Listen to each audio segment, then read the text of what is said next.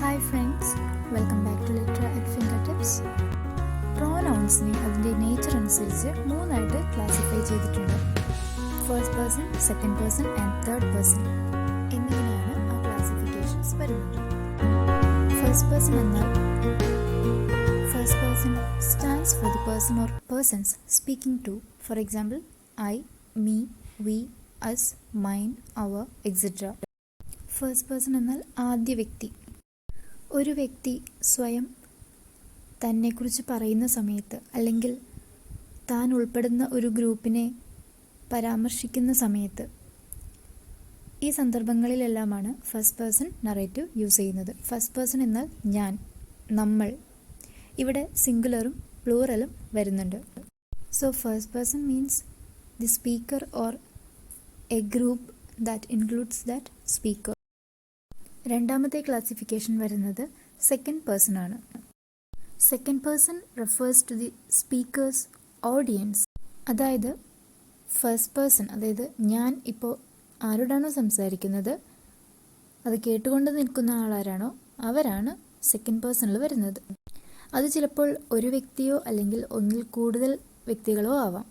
Second person stands for the person or persons are spoken R.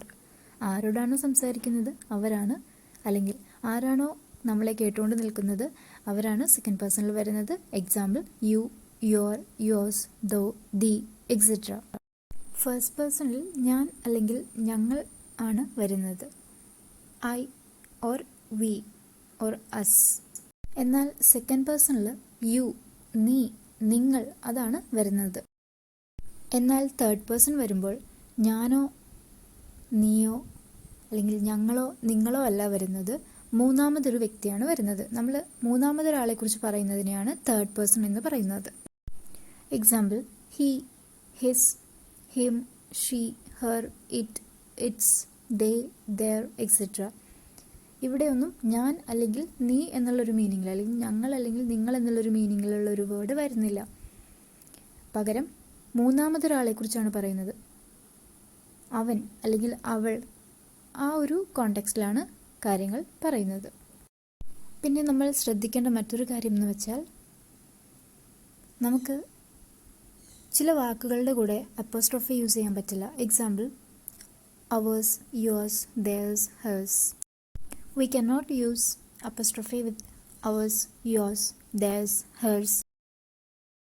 First person narrative ഒരു സെൻറ്റൻസിൽ എങ്ങനെ വന്നിരിക്കുന്നു എന്നുള്ളത് നമുക്കൊന്ന് നോക്കാം. I have a new computer. തന്നിരിക്കുന്ന ഈ സെൻറ്റൻസിൽ ഐ സൂചിപ്പിക്കുന്നത് ഫസ്റ്റ് പേഴ്സണെയാണ്. മറ്റൊരു എക്സാമ്പിളാണ്, I am talking to you about him. I am, here I എന്ന് പറയുന്നത് ഞാൻ.